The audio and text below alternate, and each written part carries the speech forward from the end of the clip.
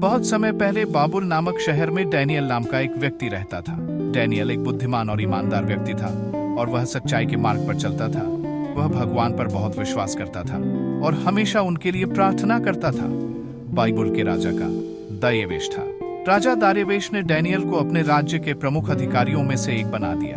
Daniel की ईमानदारी और बुद्धिमानी के कारण राजा भी उस पर बहुत विश्वास करता था। लेकिन डैनियल के कुछ साथी अधिकारी उससे जलते थे और उसे गिराने की योजना बनाने लगे। वे जानते थे कि डैनियल हर दिन 3 बार अपने भगवान से प्रार्थना करता था। इसलिए उन्होंने राजा से एक नया कानून बनवाया जिसमें यह कहा गया कि अगले 30 दिनों तक कोई भी व्यक्ति राजा के अलावा किसी और से कुछ नहीं मांगेगा, न प्रार्थना करेगा। जो इस कानून का उल्लंघन करेगा उसे शेरों की गुफा में डाल दिया जाएगा। हालांकि यह कानून बना दिया गया था, फिर भी डैनियल अपने भगवान से प्रार्थना करना नहीं छोड़ा।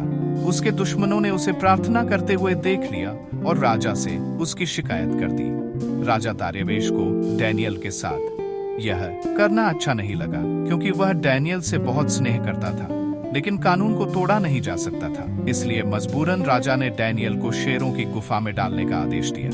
रात भर राजा को नींद नहीं आई। वह डैनियल के लिए चिंतित था। सुबह होते ही राजा दौड़कर गुफा के पास गया और चिल्लाया, डैनियल, क्या तुम्हारा भगवान जिसने तुम पर विश्वास किया है तुम्हें बचा सका?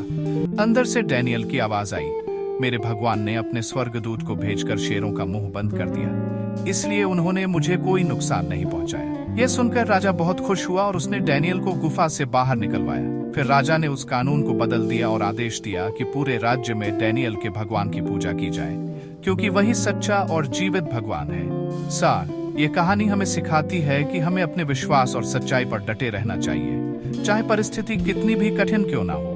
भगवान हमेशा अपने भक्तों की रक्षा करते हैं। ये कहानी डैनियल के साहस और उसके विश्वास की है, जो कई लोगों के लिए प्रेरणा का स्रोत है।